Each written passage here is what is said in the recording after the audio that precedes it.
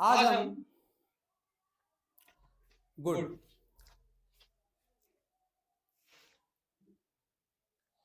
Sugar derivative की बात आपसे कर रहे हैं। कल देखिए मैंने आपको क्लास में बता दिया था कि एक फंक्शनल ग्रुप को अगले में कैसे बदला जाता है, और कम से कम 2-3 को तो हमने बता ही दिया था आपसे, ठीक है ना। मैं फिर खाली बोल के रिवाइज कर दूं। प्राइमरी अल्कोहल से याद करिए, मैं आपको डिग्री ऑफ कार्बन बता चुका हूं। Primary carbon, secondary carbon, tertiary carbon और क्वार्टरनरी कार्बन। जिनको बातें न क्लियर हों, पिछले जो वीडियोस हैं उसमें आप जाकर देख लीजिएगा, मिल जाएगा आपको। तो प्राइमरी कार्बन से अगर OH ग्रुप लगा है उसे कहते हैं हम लोग प्राइमरी अल्कोहल कहते हैं, और सेकेंडरी कार्बन से जो OH लगा होता है उसे कहते हैं सेकेंडरी अल्कोहलिक ग्रुप कहते हैं, ठीक है ना। तो अगर आपको ग्लूकोज, अगर अगर मगर की बात नहीं करनी, मैं भले ही अगर बोल रहा हूँ लेकिन ये बात सही है कि सारी बात हो चुकी है। हम लोग glucose, fructose, galactose, sucrose, maltose, lactose, सारे पॉलीसेकेराइड सब पढ़ चुके हैं हम लोग। तो अब अगर मगर कोई बात नहीं है, आप जानते हैं। तो आप जानते हैं कि जो मोनोसेकेराइड्स हैं, या मान लीजिए ग्लूकोज या फ्रक्टोज की बात करें, तो उनमें आप जानते हैं अगर फ्रक्टोज की बात करें तो अंतिम वाला जो OH है, CH2OH वाला, वही OH कैसा है आपका, प्राइमरी अल्कोहलिक ग्रुप है। बाकी सारे OH कैसे हैं, सेकेंडरी होते हैं, ठीक है ना। लेकिन ध्यान दीजिएगा, अगर आप फ्रक्टोज में जाएंगे तो फ्रक्टोज में CH2OH से शुरुआत होता है, CH2OH पे खत्म होता है। तो ये क्वेश्चन पूछा भी क्या, देख लीजिएगा, मैंने क्वेश्चन देखा था इसका। तो ग्लूकोज में क्या होते हैं, एक होता है लास्ट वाला प्राइमरी अल्कोहलिक ग्रुप होता है, और बाकी सारे के सारे जो होते हैं चार वो सेकेंडरी अल्कोहलिक ग्रुप होते हैं। और फ्रक्टोज में ध्यान दीजिए, फ्रक्टोज में चूंकि पहला कार्बन वाला भी आप देख रहे हैं CH2OH है, यानी प्राइमरी कार्बन का प्राइमरी OH है, और अंतिम वाला भी प्राइमरी OH है। तो फ्रक्टोज में दो होते हैं प्राइमरी अल्कोहलिक ग्रुप, और बाकी सब होते हैं सेकेंडरी अल्कोहलिक ग्रुप, ठीक है ना। ये सारी बात हो चुकी है, मैंने रिवाइज करा दिया। अब याद रखिए, प्राइमरी अल्कोहल के, ये सारी बात मैंने कल बताया, फिर मैं लिखूंगा नहीं, सब मैं बता चुका हूं आपको। प्राइमरी अल्कोहल के ऑक्सीडेशन से क्या बनता है, उतने ही कार्बन का पहले एल्डिहाइड बनता है, और वो एल्डिहाइड जल्दी से ऑक्सीडाइज होकर के उतने ही कार्बन का एसिड बनाता है। यानी हमने आपको पूरा चेन बना के दिखाया था कि अल्कोहल से एल्डिहाइड फिर बन जाता है आपका एसिड, ठीक है ना। और अगर इसका उल्टा कर रिडक्शन करें, इसका उल्टा हो जाएगा। एसिड से क्या हो जाएगा, एसिड के रिडक्शन से एल्डिहाइड बन जाएगा, उससे बन जाएगा फिर अल्कोहल बन जाएगा। ये बात हम कल आपको सब बता चुके हैं। लेकिन याद रखिए, सेकेंडरी अल्कोहल से अगर आप, जो मैंने तरीका आपको कल बताया था, अगर उसको फॉलो करके अगर उसको ऑक्सीडाइज करेंगे तो कीटोन बनता है, और कीटोन में C डबल बॉन्ड वाले कार्बन के पास H नहीं होता है ना, यानी वहां पे कार्बोनिल H नहीं होता, और जिनके पास कार्बोनिल H नहीं होता उनका ऑक्सीडेशन डिफिकल्ट होता है। देखिए ऐसा ग्लूकोज में क्या मिलता है आपको, ग्लूकोज मिलता है C डबल बॉन्ड O और H, यही शुरुआत होती है, बाकी आप जानते हैं सब होता है, ठीक। ये कहां की कहानी है, ग्लूकोज की है, पूरी बात आप पढ़ चुके हैं। फ्रक्टोज में क्या होता है, फ्रक्टोज में होता है पहले यहां पर होता है CH2OH, इसके बाद मिलता है C डबल बॉन्ड O, और फिर आप जानते सारे सारे होते हैं। ये फ्रक्टोज की बात है। अच्छा चलिए, मैं पूरा लिख दे रहा हूँ, मैं पूरा ग्लूकोज और फ्रक्टोज लिख रहा हूँ। शायद कुछ लोग नए होंगे तो उनके लिए थोड़ी दिक्कत हो जाएगी, मैं पूरा ही लिख दे रहा हूँ। तो देखिए, ग्लूकोज और फ्रक्टोज की पूरी बात मैं लिख दे रहा हूँ।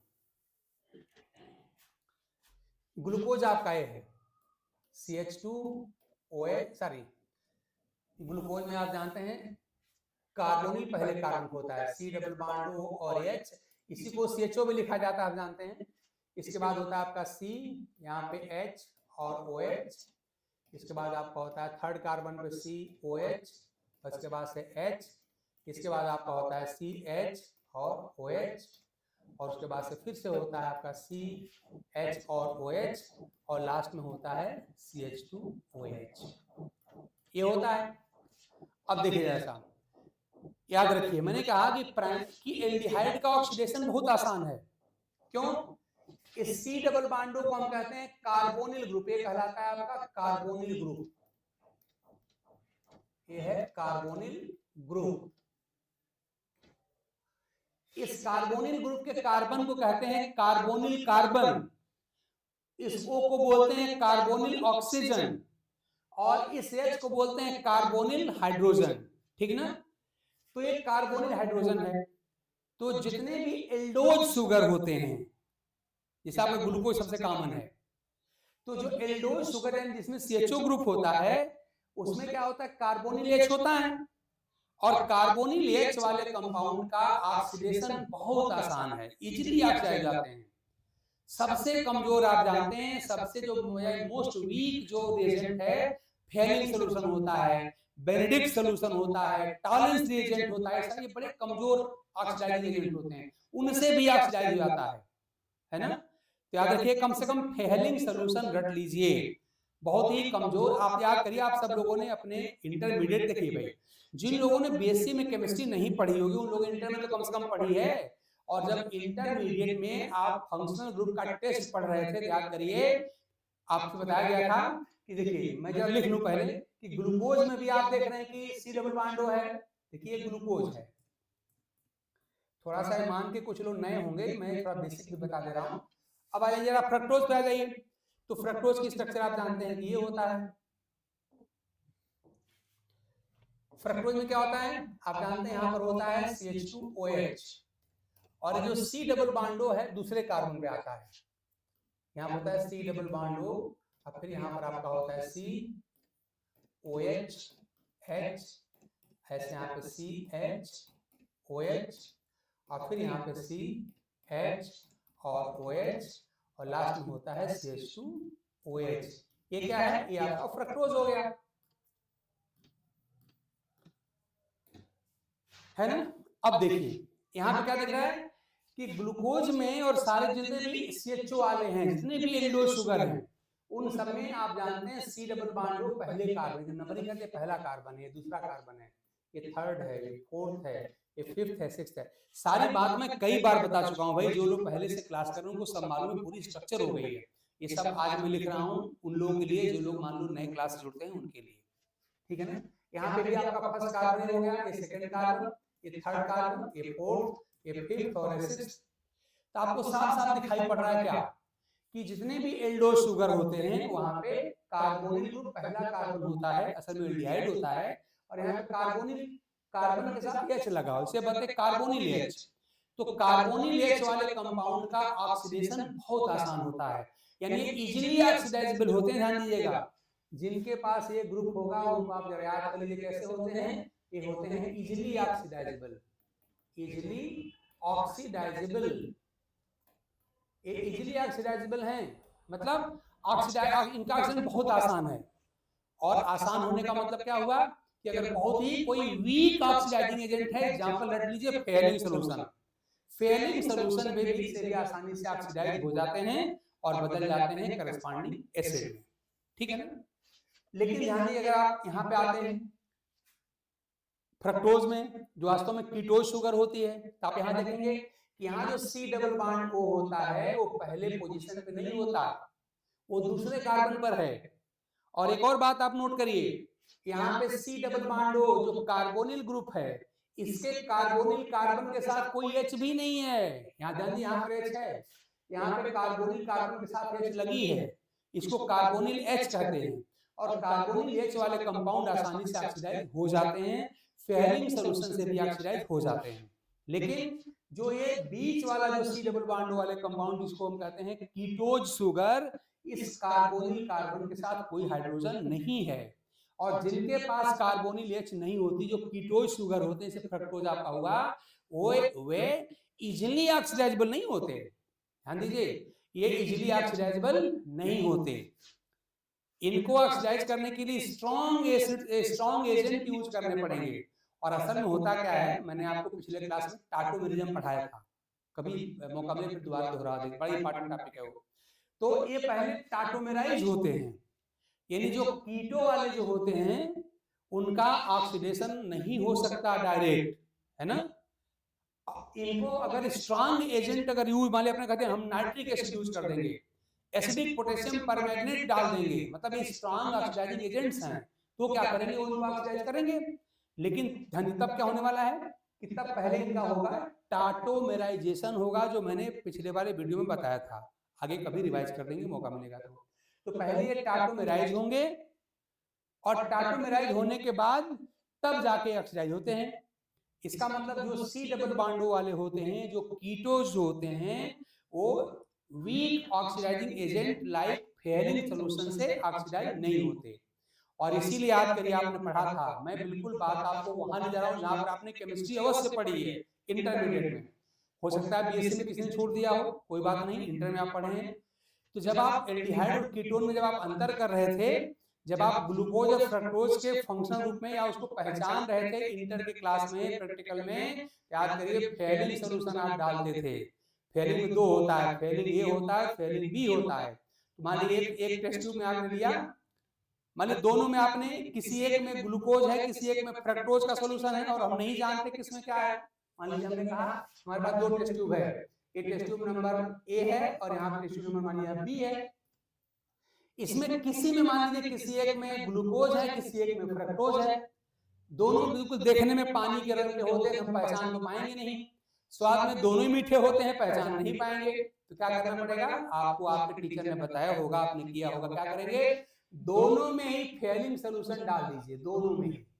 यानी फेलिंग सोल्यूशन आप यहाँ भी डाल दीजिए और फेलिंग सोल्यूशन आप यहाँ भी डाल दीजिए। दो होते हैं, दो हो, एक हो तो फेलिंग ए, एक फेलिंग बी कहते हैं। तो पहले फेलिंग ए की 4 गुण डाल दीजिए, फिर फेलिंग बी का डाल दीजिए। तो आप देखेंगे क्या कि दोनों में से किसी एक में ब्रिक रेड कलर का पकी ईंट के जैसा प्रेसिपिटेट बन जाएगा और अगले में नहीं बनेगा, ठीक है ना। तो जिसका ऑक्सीडेशन इजी होगा, यानी जिसमें C डबल बॉन्ड OH होगा, जिसमें एल्डिहाइड ग्रुप होगा, जो एल्डोज शुगर होगी, वो जल्दी से ऑक्सीडाइज हो जाएगी और बना लेगी, वो प्रेसिपिटेट बना लेगी। असल में जो प्रेसिपिटेट होता है ना, वो क्यूप्रस ऑक्साइड का होता है, ठीक है ना।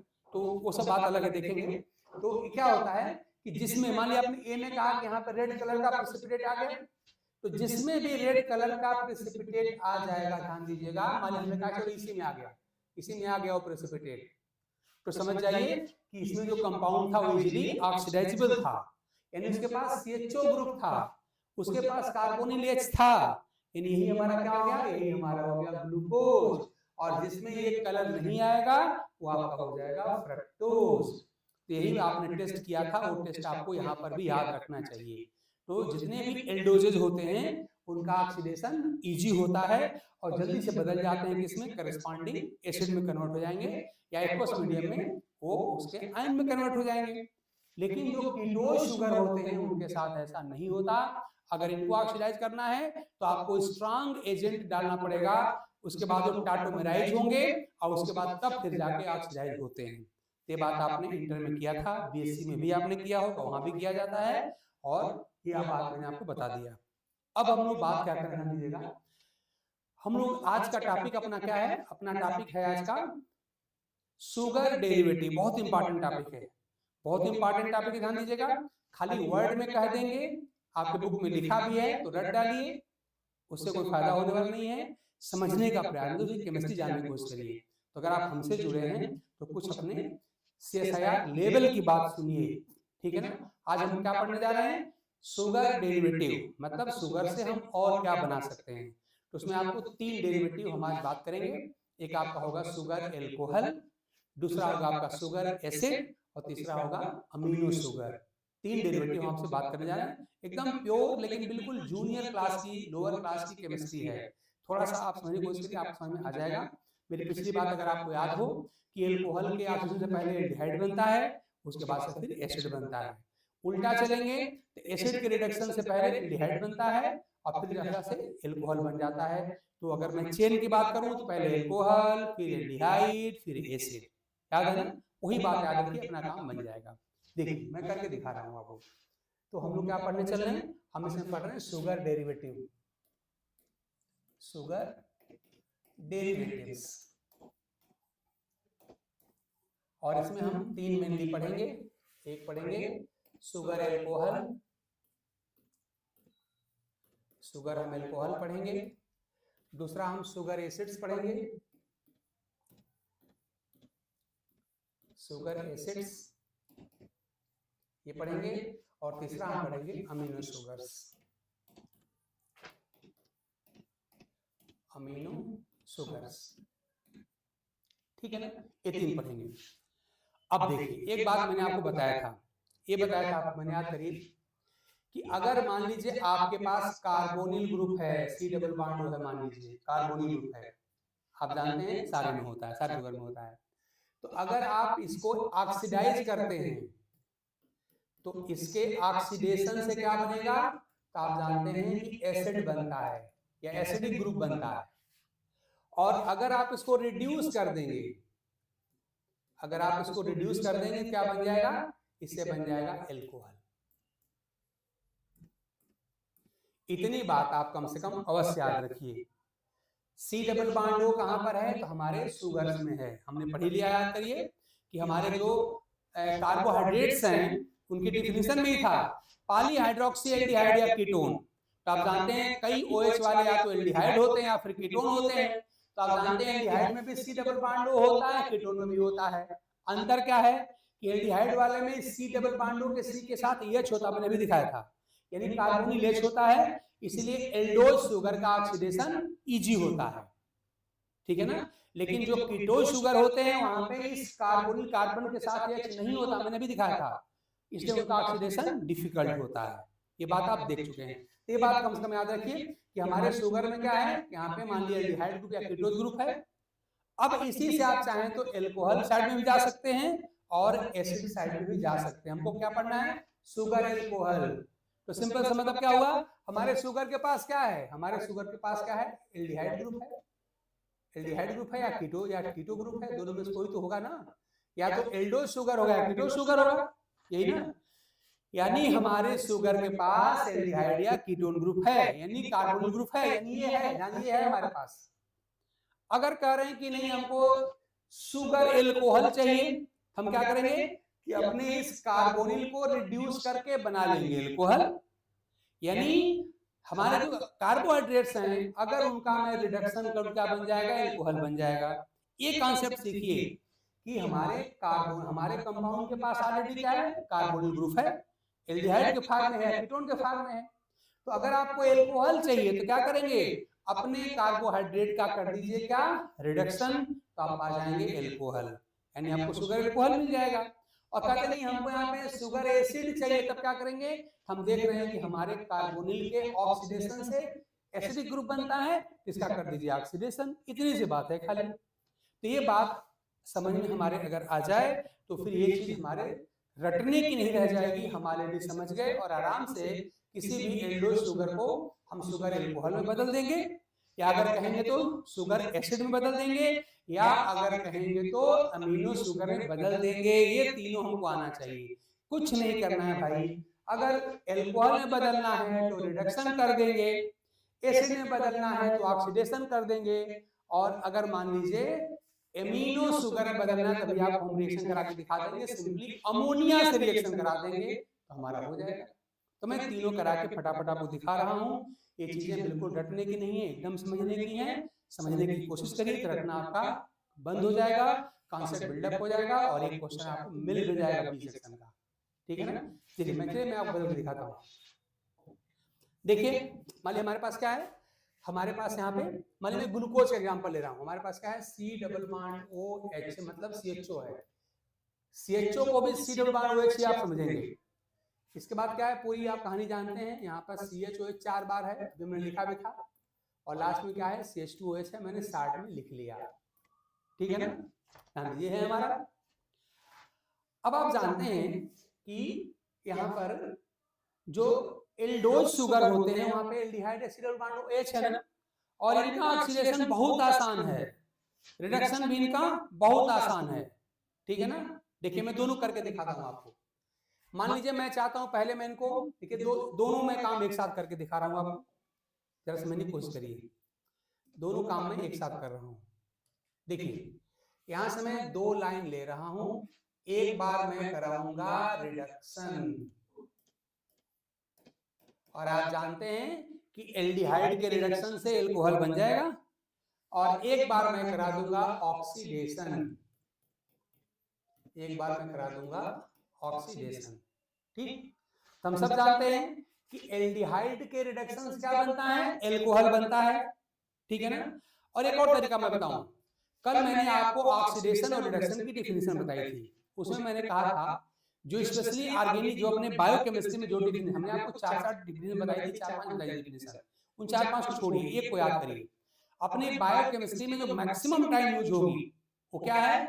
Addition of hydrogen is reduction and removal of hydrogen is oxidation. ये बात आप याद कर लीजिए।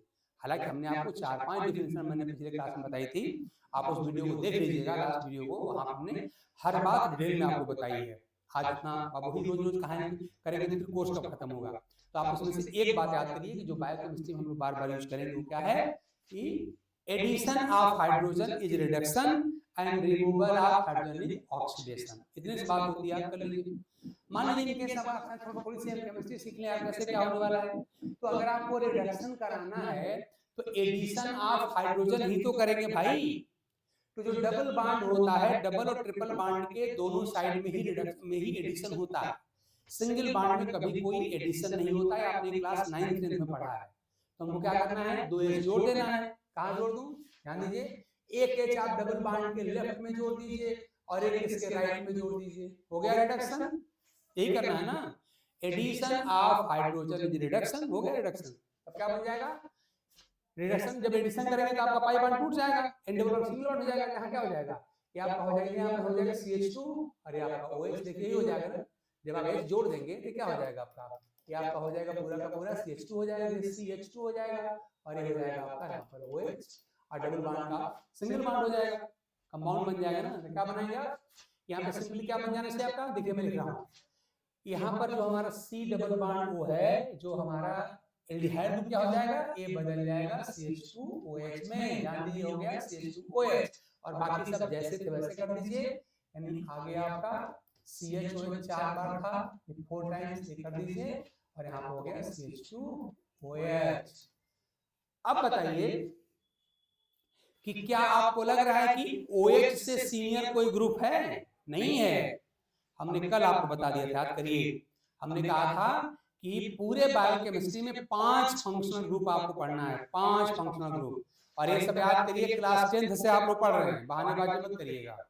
10th में पढ़ा, 11th में पढ़ा, 12th में पढ़ा, और कम से कम यहाँ तक तो सभी लोगों ने केमिस्ट्री पढ़ी होगी ना। मान लीजिए कुछ लोग कहें हमने BSc में केमिस्ट्री छोड़ दिया था, कोई बात नहीं, छोड़ दीजिए। लेकिन 10th से शुरू हो जाता है, 10th में पढ़ा, 11th में पढ़ा, 12th में, यहाँ तो पढ़ा है ना, यहीं पर सब कुछ है। और वहां पर हमने आपको 5 फंक्शनल ग्रुप बताया था। कौन कौन? याद करिए। हमने बताया था alcoholic group OH, amino group NH2, aldehyde CHO, ketone CO और कार्बोक्सिलिक COOH। ये 5, इन्हीं 5 का पूरे बायोकेमिस्ट्री में हम यूज करते हैं। इन्हीं 5 के बारे में थोड़ा सा अगर आप पढ़ लेते हैं तो फिर रियल में आपको बायोकेमिस्ट्री समझ में आ जाएगी भाई। रट के तो बहुत लोग पढ़ते हैं, आप समझ जाएंगे, उसकी केमिस्ट्री समझ जाएंगे, ठीक है ना। मात्र यही 5 हमारे फंक्शनल ग्रुप हैं और हमने उसको आर्डर बता दिया था। सबसे पहले नंबर का हमने PM CM DM का एग्जांपल लिया, याद करिए। तो सबसे अगर मोर देन 1 माने 2 फंक्शनल ग्रुप आ गए तो 2 फंक्शनल में आप जानते हैं कि ग्लूकोज में क्या होता है? ग्लूकोज में यहाँ पे एल्डिहाइड ग्रुप है और OH ग्रुप है। तो मैंने आपको आर्डर बताया था कि सबसे सीनियर या मोस्ट प्रीफर्ड ग्रुप कौन सा होता है? कार्बोक्सिलिक होता है, COH होता है। उसके बाद वाला एल्डिहाइड CHO होता है। उसके बाद वाला तब आपका कीटो ग्रुप होता है और उसके बाद आप जानते हैं आपका एल्कोहलिक ग्रुप आता है, फिर एमिनो ग्रुप आता है, ठीक है ना। इसका मतलब ये हुआ कि ग्लूकोज में जो एल्डिहाइड ग्रुप है और जो OH ग्रुप है, दोनों फंक्शनल ग्रुप का व्यवहार नहीं करते, है ना। असल में जो कार्बोनिल ग्रुप है, एल्डिहाइड ग्रुप है, यही सीनियर ग्रुप होता है। इसीलिए याद करिए हम उसको एल्डोज कह रहे हैं, कीटोज कह रहे हैं, ठीक। यानी कहा जाता है कि जो शुगर क्या होती है, पॉली एल्कोहलिक नहीं कहते हैं, पॉली हाइड्रोक्सी कहते हैं। एल्कोहलिक कहाँ कह रहे हैं? पॉली हाइड्रोक्सी एल्डिहाइड कह रहे हैं। क्यों भाई? OH तो है तो एल्कोहलिक कह दीजिए। एल्डिहाइड क्यों कह रहे हैं? क्योंकि एल्डिहाइड ग्रुप क्या है? सीनियर ग्रुप है, ये मोस्ट प्रीफर्ड ग्रुप है, प्रेफरेंशियल ग्रुप है। इसके प्रेजेंस में इनकी कोई हैसियत नहीं है। यानी अगर ये DM साहब, अगर आपका ये PM है तो इसे DM साहब है, और PM के सामने DM की क्या हैसियत है आप जानते ही, व्यवस्था मेंटेन करते हैं बैठ के, ठीक है ना। तो इस तरह से हम क्या समझे कि हमारा क्या है? पॉली हाइड्रोक्सी एल्डिहाइड था। लेकिन अब बताइए, क्या अब जब हमने इसको रिड्यूस कर दिया तो क्या आपको यहाँ पर कार्बोनिल एल्डिहाइड दिख रहा है? नहीं, नहीं दिख रहा है, खत्म हो गया। अब सारे के सारे क्या है? सब OH। देखिए ऐसा आपको अगर दिखाई दे रहा हो, साफ साफ दिख रहा होगा, तो क्या होगा? देखिए यहाँ पर भी OH हो गया, यहाँ पर भी OH पहले से था, यहाँ भी OH हो गया, सब OH हो गए। और जब सब के सब OH ही हो गए तब क्या हो गया, फिर आपके एल्कोहल हो गया आपका, है ना। इसका मतलब कि अभी क्या हुआ, अब ये शुगर का एल्कोहलिक डेरिवेटिव हो गया, यानी अब क्या हो गया, यही हो गया हमारा एल्कोहल शुगर, यही हमारा हो गया एल्कोहल शुगर, या कह लीजिए शुगर एल्कोहल कह लीजिए, ये शुगर एल्कोहल हो गया। पहले ये शुगर था, अब नहीं है, अब ये शुगर एल्कोहल हो गया। तो एक लाइन की हम बात क्या कहें आपसे, क्या किया आपने, आपको यही याद रखना है कि शुगर एल्कोहल शुगर में कैसे कन्वर्ट होती है, तो क्या बताएंगे, by the process of reduction. एक लाइन की कहानी है, वो रटने की बात थी, ये समझने की बात हो गई कि सिंपली क्या करेंगे, अपने इस कार्बोनिल ग्रुप का रिडक्शन कर देंगे। तो हमने आपको पहले बता दिया था कि एल्डिहाइड और कीटोन दोनों के रिडक्शन से क्या होता है, आप जानते हैं कि क्या बनता है, आप जानते हैं कि एल्कोहल बनता है। ठीक, तो क्या होगा, आपका एल्कोहल बन गया। तो आप डेरिवेटिव में गए, क्या हुआ कि ये शुगर था और ये क्या है, एल्कोहलिक शुगर है, यानी जो यहाँ पे शुगर का जो एल्डिहाइड ग्रुप था इसी को बदल दिया हमने किसमें, एल्कोहलिक ग्रुप में बदल दिया। क्या किया, रिडक्शन। तो लास्ट लाइन आपको याद करना है, तो पूरी केमिस्ट्री में बता दिया आपको, लेकिन याद करने की क्या बात याद करेंगे कि एल्डिहाइड ग्रुप के, यानी कि शुगर के एल्डिहाइड ग्रुप के रिडक्शन से क्या बनता है, शुगर एल्कोहल बनता है, बन गया, कहानी खत्म हो गई। अब रिड्यूसिंग एजेंट अगर आपको चाहिए तो मैं एक आज बता दे रहा हूं, देखिए सोडियम प्लस इथाइल अल्कोहल, ये बड़े अच्छे रिड्यूसिंग एजेंट हैं। इसके अलावा LiAlH4 ये रिड्यूसिंग एजेंट है, NaBH4 रिड्यूसिंग एजेंट है, nickel plus hydrogen reducing agent है, तमाम ढेर सारे हैं। तो यही कम से कम दो आप याद कर लीजिए कि सोडियम प्लस इथाइल अल्कोहल, या zinc plus acetic acid, copper plus HCl, ढेर सारे हमको दर्जनों में याद है, उस चक्कर में पड़िए, हमने एक आज बता दिया, आप याद रखिए, ठीक है ना। तो पंचिंग लाइन क्या है कि एल्डिहाइड शुगर के या कीटोज शुगर के रिडक्शन से क्या बनता है, शुगर एल्कोहल बनता है, कहानी खत्म हो गई। सारा फार्मूला जैसे का वैसे रहने दीजिए, बस इसी को बदल दीजिए किसमें, CH2OH हो गया आपका। ठीक, आगे बढ़ते हैं, देखिए अब आइए, क्या हमको चाहिए, क्या हमने यहाँ लिखा था, हमने इसके दो पार्ट बनाए थे ना, एक हमको शुगर एल्कोहल चाहिए, एक हमको शुगर एसिड चाहिए ना, हमको यहाँ चाहिए शुगर एसिड, शुगर एसिड। अब क्या करना था, याद करिए, ये आपका एल्डिहाइड ग्रुप है, क्या करना था, हमने आपको पहले ही बता दिया था कि इस एल्डिहाइड के रिडक्शन से बनता है एल्कोहल। तो हमको तो अब इस बार एसिड चाहिए, शुगर एसिड चाहिए, तो क्या करें, इसका कर देंगे ऑक्सीडेशन, ठीक है ना। तो सिंपली क्या कर दीजिए, इसका कर दीजिए ऑक्सीडेशन, तो क्या हो जाएगा कि जो आपका C डबल बॉन्ड OH है वो बदल जाएगा किसमें, वो बदल जाएगा एसिडिक ग्रुप या COOH में बदल जाएगा। इतनी बात आप जानते हैं। CH क्या बनेगा, COOH, तो हम यहाँ कर देंगे COOH, अब बाकी सब जैसे का तैसे लिख देंगे, हमारा क्या बन जाएगा, यहाँ पर हमारा बन जाएगा, देखिए COOH, यहाँ पे बाकी सब रिपीट कर दीजिए वही CH। देखिए बुक्स में रिंग पर भी रिएक्शन लिखी गई हैं, तो वो भी बना सकते हैं, कोई प्रॉब्लम नहीं। CHOH 4 टाइम्स और CH2OH, है ना। अब देखिए इस एल्डिहाइड ग्रुप के ऑक्सीडेशन से जो यहाँ पे शुगर बनेगी ना, इसको हम कहेंगे एल्डोनिक एसिड। एल्डोनिक एसिड क्या बनेगा, इससे बनेगा आपका एल्डोनिक एसिड, एल्डोनिक एसिड बनेगा, है ना। जैसे ग्लूकोज से क्या बनेगा, ग्लूकोनिक एसिड, है ना। राइबोज से राइबोनिक एसिड, मतलब एल्डोनिक एसिड बनेगा। ग्लूकोज से क्या बनेगा, ग्लूकोनिक एसिड। अगर कुछ पूछे कि ग्लूकोनिक एसिड का फार्मूला क्या होता है, तो जो ग्लूकोज का फार्मूला है ना, इसी में CHO को बदल देंगे COOH में, बाकी सब जैसे का वैसे लिख देंगे, तो हो जाएगा आपका एल्डोनिक एसिड या ग्लूकोनिक एसिड, ठीक है ना। हाँ, एक बात और याद रखिएगा, क्योंकि सेल में आप जानते हैं कि वाटर होता है, तो होता क्या है कि जब आप इसको एक्वस मीडियम में डालेंगे, एक्वस मीडियम यानी कि वाटर में डालते हैं, तो जो ये COOH होता है इसमें से H निकल जाता है और ये एनायनिक फॉर्म में आ जाता है। तो रियल में क्या आपको बुक में ऐसा लिख के मिलेगा, COO माइनस, फिर यहाँ पे CHOH 4 टाइम्स और यहाँ पर हो गया CH2। ध्यान दीजिए बुक्स में रिंग के फॉर्म में बनाया गया है, दूसरा परेशान होती है, मैं आपको पूरा भी से पढ़ा चुका हूँ, ठीक है ना। तो इसमें मेन बात क्या रखना है कि ग्लूकोज के यानी which of the following process will transform glucose into gluconic acid, या aldose sugar into sugar acid. कौन सी प्रोसेस बदल देगी शुगर को, बदल देगी शुगर एसिड में। तो बस एक लाइन की बात है भाई, ये जानते हैं एल्डिहाइड के ऑक्सीडेशन से एसिड बनता है, फट से बोलिए ऑक्सीडेशन, ठीक है ना। ये बात आपका हो गया। अच्छा एक बात समझिए, अगर आप इस एल्डिहाइड ग्रुप को ऑक्सीडाइज करके बनाते हैं, एसिडिक ग्रुप बनाते हैं, तो इसे हम एल्डोनिक कहेंगे, है ना।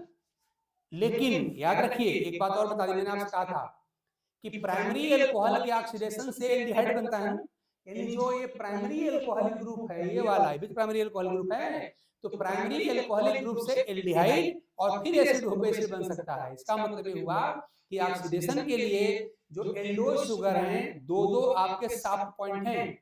एक जो सबसे पहले ऑक्सीडाइज होगा, जो फेयरिंग सॉल्यूशन से भी ऑक्सीडाइज हो जाएगा, जो वीकेस्ट एजेंट से भी ऑक्सीडाइज होगा, कौन सा है, वो तो आपका एसिड ग्रुप है, एल्डिहाइड ग्रुप है। लेकिन अगर मैं थोड़ा सा और स्ट्रांग एजेंट अगर यूज कर दूं तब क्या हो जाएगा, तो स्ट्रांग एजेंट यूज करने के बाद क्या होगा, ध्यान दीजिएगा, ये तो ऑक्सीडाइज हो जाएगा, ये जो प्राइमरी अल्कोहल है ये भी हो जाएगा सीओएच में कन्वर्ट हो जाएगा, ध्यान दीजिएगा। अगर बहुत कमजोर यूज अगर फेयरिंग सॉल्यूशन यूज करेंगे, बहुत ही कमजोर ऑक्सीडाइजिंग एजेंट यूज करेंगे, तब खाली आपका सीएचओ बदलेगा सीओएच में, तब आपका क्या पाएंगे, आप पाएंगे एल्डोनिक एसिड, ठीक है ना। लेकिन ध्यान दीजिए, अगर आपने मान हमने कहा आपने नाइट्रिक एसिड डाल दिया, एसिडिक पोटेशियम परमैंगनेट डाल दिया, एसिडिक सोडियम डाइक्रोमेट डाल दिया, ये सब स्ट्रांग एजेंट के नाम हैं।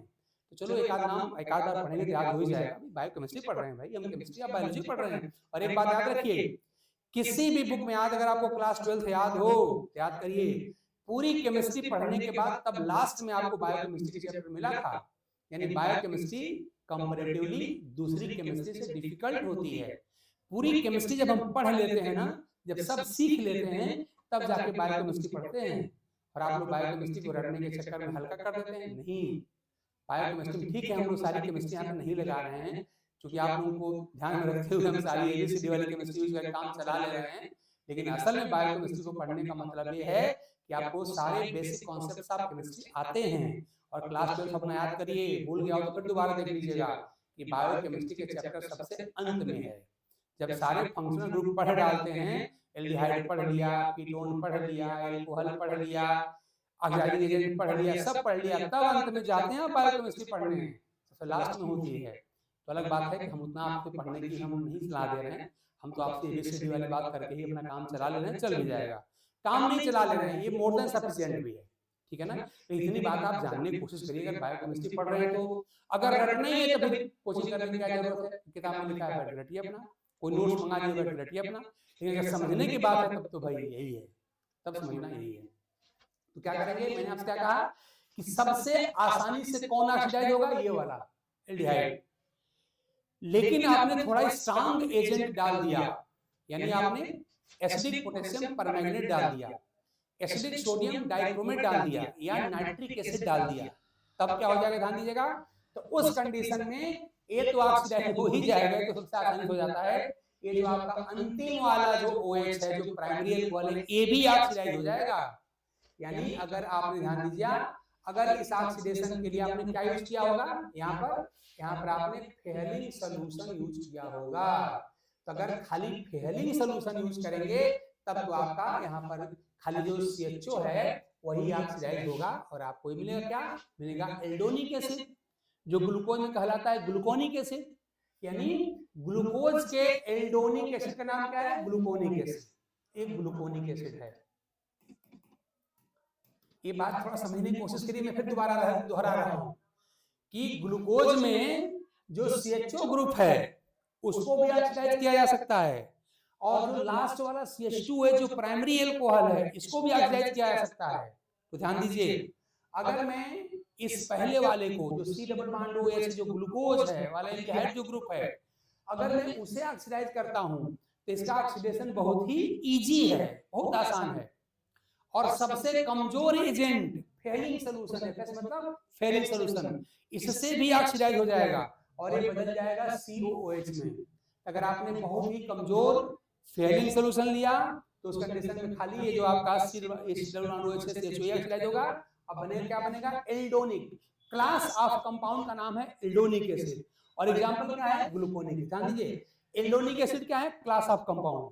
एल्डिहाइडिक या जो एल्डोज शुगर हैं उनके ऑक्सीडेशन से बनने वाले शुगर एसिड का नाम क्या है, एल्डोनिक एसिड, क्लास का नाम है। और एग्जांपल क्या है आपका, ग्लूकोनिक एसिड। ठीक, लेकिन मैंने आपसे कहा कि ऑक्सीडेशन तो इसका भी हो सकता है थोड़ी डिफिकल्टी के साथ। तो अब मान लीजिए मैंने क्या किया कि मैंने यहाँ पे थोड़ा सा स्ट्रॉन्ग ऑक्सीडाइजिंग एजेंट डाल दिया। स्ट्रॉन्ग ऑक्सीडाइजिंग एजेंट हमने डाल दिया, तब क्या होगा भाई, देखिए थोड़ा सा। तो अब यहाँ पे क्या हो जाएगा कि जो सबसे आसानी से ऑक्सीडाइज होने वाला ये तो ऑक्सीडाइज हो ही जाएगा, इसको तो होना ही होना है। ये तो फेलिंग से भी हो जाता है, तो ये तो हो ही जाएगा ऑक्सीडाइज, ये भी ऑक्सीडाइज हो जाएगा। यानी आपके कंपाउंड में दो दो कार्बोक्सिलिक आ जाएंगे, एक ये वाला और एक ये वाला, दोनों हो जाएंगे ऑक्सीडाइज। ध्यान दीजिएगा इस बात का, ठीक है ना। तो उस कंडीशन में हमारा फार्मूला क्या बन जाएगा, ए तो COH में कन्वर्ट हो ही जाएगा, तो आपका ये बन जाएगा COOH पहला वाला, ये तो बदल गया। ठीक है, ये बीच वाले नहीं बदलेंगे, सब सेकेंडरी अल्कोहल होते हैं, एक नहीं बदलते हैं, तो जैसे थे वैसे ही रहेंगे। आप इनको CHOH ही रहने दीजिएगा, इन चारों को ही। लेकिन लास्ट वाला जो CH2OH है, जो प्राइमरी अल्कोहल है, बिल्कुल खुला हुआ है, बाहर है, वो ऑक्सीडाइज हो जाएगा और ये भी बदल जाएगा, किसमें बदल जाएगा, COOH में। ठीक है ना, ध्यान दीजिएगा। तो इस तरह से थोड़ा ये समझना है आपको, थोड़ी सी केमिस्ट्री जानिए कि बहुत ही कमजोर वाले ऑक्सीडेशन से खाली यही बनेगा नहीं, दोनों बात समझना है। ऑक्सीडेशन में आपने क्या यूज किया है, जैसे यहाँ पे एल्डोनिक एसिड है ना, वैसे एल्डोरोनिक एसिड बनता है, एल्डोरोनिक एसिड। ध्यान दीजिए यहाँ पर कौन सा रहेगा, एल्डोरोनिक। रोनिक में क्या कर रहे हैं आप, ध्यान दीजिए, एल्डोरोनिक में क्या कर रहे हैं, एल्डोरोनिक में याद रखिए हम यहाँ पे क्या कर रहे हैं, इस लास्ट वाले CH2OH को ऑक्सीडाइज कर दे रहे हैं। ठीक है ना, तब क्या कहलाएगा, क्लास का नाम क्या रहेगा, एल्डोरोनिक। तो खाली इसको करेंगे CHO को ऑक्सीडाइज, जो बहुत आसान है इसका ऑक्सीडेशन, जिसके लिए सबसे कमजोर फेयरिंग सॉल्यूशन भी यूज किया जा सकता है। तब क्या होगा, एल्डोनिक एसिड, जैसे ग्लूकोनिक एसिड। ठीक है ना, लेकिन आपने अगर ऑक्सीडेशन में स्ट्रॉन्ग, थोड़े से स्ट्रॉन्ग एजेंट यूज कर दिए, ऑक्सीडेशन ये भी है और ऑक्सीडेशन ये भी है, लेकिन यहाँ पे बहुत वीक एजेंट यूज किया है और यहाँ पे स्ट्रॉन्ग यूज कर दिया है, तब क्या हो जाएगा, नीचे वाला जो है वो भी ऑक्सीडाइज हो जाएगा। तब क्लास ऑफ कंपाउंड क्या नाम रहेगा, एल्डोरोनिक, है ना, एल्डोरोनिक। खाली ये बदलेगा तब एल्डोनिक, और अगर ये बदल गया तो लास्ट वाला तो एल्डोरोनिक, याद रखिएगा। इसके लिए एजेंट आपको अलग अलग यूज करेंगे। मान लो एजेंट का नाम ना भी आप याद रखें तो यहाँ पे क्या होगा, वीक रहेगा। यानी यहाँ पे कौन सा एजेंट यूज करें, यहाँ पे हम वीक एजेंट यूज करेंगे, जैसे फेयरिंग सॉल्यूशन, और यहाँ पे कौन यूज करेंगे, स्ट्रॉन्ग यूज करेंगे, स्ट्रॉन्ग। एग्जाम्पल में बोल दे रहा हूँ, हो सके तो आप याद कर लीजिए, जैसे nitric acid, acidic potassium permanganate, acidic sodium dichromate, ये सब के सब स्ट्रॉन्ग एग्जाम्पल होते हैं। तो एल्डोनिक और एल्डोरोनिक समझ में आपके आ गया होगा। पहला वाला बदला तो एल्डोनिक और अंतिम वाला बदला तो एल्डोरोनिक। पहला वाला यानी CHO बदलने के लिए वीक चाहिए और इसके लिए स्ट्रॉन्ग चाहिए। मैंने सारे एग्जांपल बता दिया, मोर देन सफिशिएंट बता दिया। आई होप कि अब आप इसको रटेंगे नहीं, अब इस बात को आप समझ गए होंगे। ठीक है ना, ठीक है, गुड। चलिए आगे बढ़ते हैं।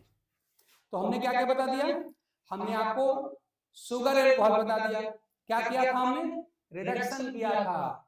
तो आप सब याद रखिए कि एल्डिहाइड के रिडक्शन से अल्कोहल बनता है, बड़ा आसान तरीका है। फिर हमने कहा शुगर हमको एसिड चाहिए, तो हमने एसिड बता दिया आपको कैसे बनता है, तो आप जानते हैं इसके ऑक्सीडेशन से एसिड बनता है। लेकिन इसमें दो कैटेगरी मिल गई, कौन सी, एल्डोनिक और एल्डोरोनिक। एल्डोनिक कैसे मिलेगी, अगर आप ऊपर वाले यानी कि CHO को ऑक्सीडाइज करेंगे तो एल्डोनिक मिलेगी। इसका ऑक्सीडेशन बहुत आसान है, तो फेयरिंग सोल्यूशन जैसा वीक एजेंट यूज करिए। लेकिन अगर आपको चाह रहे हैं कि नहीं लास्ट वाला स्टेज है तब क्या करेंगे, तब आपको स्ट्रॉन्ग यूज करना पड़ेगा। तब क्लास का नाम क्या रहेगा, एल्डूरोनिक। तो एल्डोनिक और एल्डूरोनिक दोनों हमने बता दिया। ये दो क्लास होता है शुगर एसिड का। अब एक क्लास बस आपका और बच गया, उसका नाम क्या है, अमीनो शुगर। ठीक है ना, चलते हैं वहां पे। हाँ ध्यान दीजिए, मैंने बात बताया आपको कि जो हमने इसे ओपन चेन में समझा दिया है, इसको रिंग बना के भी ऐसे दिखाया गया है, देख लीजिएगा। हमने रिंग आपको खूब पढ़ाया है, कोई डाउट आपको नहीं होना चाहिए। ठीक है, चलिए डाउट बताइए तो दोबारा उसको बना देंगे। अब आते हैं एमिनो शुगर पर। एमिनो शुगर, चलिए इस बार मैं चेन में दिखा दे रहा हूँ। किताबों कहेंगे चेन में, किताब में दिया है ग्लूकोज ओपन बना रहे हैं, भाई हमने खूब ढंग से पढ़ाया है चेन, इसलिए मैंने ओपन में समझा दिया आपको ताकि आसानी से समझ में आ जाए। बाकी चेन बना दिया, मैं चेन बनाया था। देखिए मैं ग्लूकोज शुरू कर रहा हूँ। मान लीजिए हमारा अल्फा डी ग्लूकोज में बना रहा हूँ। ये अल्फा क्या होता है, कैपिटल डी क्या होता है, सब मैं आपको बता चुका हूँ। जो लोग नए होंगे हमारे पुराने वीडियोज आप लोग ढंग से देख लीजिएगा, आपके समझ में आ जाएगा। इनकेस समझ में अगर नहीं आएगा तो बताइएगा, फिर दोबारा उस लेक्चर को रिवाइज करा दिया जाएगा। ठीक है ना। तो अल्फा क्या होता है, बीटा क्या होता है, ठीक है ना, ये दोनों के दोनों एनोमर होते हैं, ये सब आपको पढ़ाया जा चुका है। ठीक है ना। कैपिटल डी कैपिटल एल क्या होता है, स्मॉल डी स्मॉल एल क्या होता है, सब पढ़ाया जा चुका है और सारी वीडियो अवेलेबल है, आप लोग देख लीजिएगा। उसको देखने के बाद भी अगर कोई प्रॉब्लम होता है तो आप उसको सच बताइएगा, ये कहेंगे तो फिर दोबारा क्लास को रिवाइज करा देंगे। वो थोड़ा टेक्निकल क्लास है लेकिन ढंग से एक्सप्लेनेशन दिया गया है तो आपके समझ में आ जाएगा, नहीं आएगा तो बताइएगा, रिविजन क्लास हो जाएगी, इसके लिए परेशान मत होइए। चलिए तो मैं यहाँ पे बनाता हूँ अल्फा डी ग्लूकोज। फिगर देखिए आपको यही बना के दिखाया गया था, यह इस तरह से स्ट्रक्चर आपको याद ही होगी। बात में अल्फा डी ग्लूकोज की कर रहा हूँ, ध्यान दीजिएगा। तो बताया था अल्फा डी क्या होता है, वो यहाँ नीचे होता है। अगर मैं नंबरिंग ऑफ कार्बन कर दूं, अगर मैं नंबरिंग ऑफ कार्बन कर लूं तो यहाँ क्या मिलेगा, OH मिलता है नीचे। अगर हमको यहाँ पर OH नीचे करूँ तो यही अल्फा हो जाता है, ऊपर का बीटा हो जाएगा, है ना। चलिए मैं नंबरिंग कर लेता हूँ। आपका फर्स्ट कार्बन है, सेकंड कार्बन है, थर्ड कार्बन है, फोर्थ कार्बन है, ये वाला फिफ्थ है, ऊपर यहाँ सिक्स्थ वाला होता है ना। तो यहाँ पे फर्स्ट से मैं नंबरिंग कर लूँ, फर्स्ट कार्बन, ये सेकंड कार्बन, ये थर्ड हो गया, ये हम लोग का फोर्थ हो गया, ये फिफ्थ हो गया। और यहीं पर असल में होता है CH2OH होता है, याद करिए, सब बात आपको पढ़ाई जा चुकी है। ये आपका सिक्स्थ कार्बन है, छठवां कार्बन है। ठीक है ना। तो स्ट्रक्चर क्या थी, यही था। यहाँ पे देखिए HOH, ऐसे यहाँ पे HOH, थर्ड में क्या था, OH ऊपर था। अच्छा एक बात याद रखिए, जो लोग नए लोग हैं, अगर नीचे को ऊपर या ऊपर को नीचे किया तो कंपाउंड बदल जाएगा। और ओपन स्ट्रक्चर में जो ग्रुप बाएं लिखा है उसको बाएं ही लिखिए, अगर लेफ्ट वाले को राइट किया तो फिर आप जानते हैं आपका ईपीमर बन जाएगा, कंपाउंड बदल जाएगा। ते मत समझिए कि चाहे जिसको मन करे ऊपर जिसको मन करे नीचे लिखो, नहीं। स्टीरियो केमिस्ट्री में बड़ा अंतर है ऊपर नीचे का और दाएं बाएं का, इसलिए जो जैसा है उसको वैसे ही पढ़िए। हमने बहुत ढंग से इसको पढ़ाया है, आप रिवाइज करिए। नहीं कोई बात नहीं, HOH यहाँ लिखा है, यहाँ भी HOH कर दो, नहीं भाई वो तो ग्लूकोज नहीं है, कुछ और बन जाएगा फिर वो। ठीक है ना। तो जो ऊपर है उसको ऊपर लिखिए, जो नीचे है उसको नीचे लिखना। अगर आपने जरा भी ऊपर को नीचे किया तो कंपाउंड बदल जाएगा, ध्यान दीजिए, कंपाउंड बदल जाएगा। तो आपको ये बात याद करनी पड़ेगी, बहुत पढ़ाया है, बहुत स्ट्रक्चर डिस्कस किया है, तो कोई प्रॉब्लम होनी नहीं चाहिए। OH यहाँ पर होता है H और OH, और यहाँ पे जानते हैं आपका CH होता है, यहाँ से CHO हो गया, और यहाँ पे चाहे आप यहाँ H लिख सकते हैं, यहाँ पे कार्बन पर C होता है तो CHO होता है, और यहाँ हो गया CH2OH, यही होता है। ये आपका क्या है, ये अल्फा डी ग्लूकोज है, ये है अल्फा डी ग्लूकोज। स्ट्रक्चर में हमने बहुत टाइम दिया है, बहुत डिटेल में आपको पढ़ाया है, ये पढ़ चुके हैं। मुझे क्या चाहिए, मुझे अमीनो शुगर चाहिए, अमीनो शुगर। तो अब देखिए जरा सा, हम अमोनिया से कराएंगे रिएक्शन। रिएक्शन जरा पढ़ लीजिए आप लोग। हमारे पास मान लीजिए कोई एल्कोहल है, मान लीजिए मैं लिख रहा हूँ यहाँ पे C2H5OH, मैं इथाइल अल्कोहल लिख रहा हूँ, बड़ा पॉपुलर है, शराब जो करते हैं आप लोग, इथाइल अल्कोहल। ठीक है ना। अब क्या करिए, इसका अमोनिया से करा दीजिए रिएक्शन, अमोनिया। और अमोनिया का फार्मूला NH3 सबको मालूम है, थोड़ा मैं बदल के मैं इसको HNH2 लिख रहा हूँ, हालांकि अमोनिया ही है, ध्यान दीजिए, देखिए पढ़िए, अमोनिया NH3 हो गई, अमोनिया हो गई, ऐसे लिखिए। अब देखिए क्या होना है कि अगर कहीं भी एल्कोहलिक ग्रुप होगा, OH होगा, उसका अमोनिया से अगर आप रिएक्शन कराएंगे तो क्या हो जाएगा, ध्यान दीजिएगा। अब मैं थोड़ा सा कलर बदल लूं कि यहाँ पर ये होने वाला है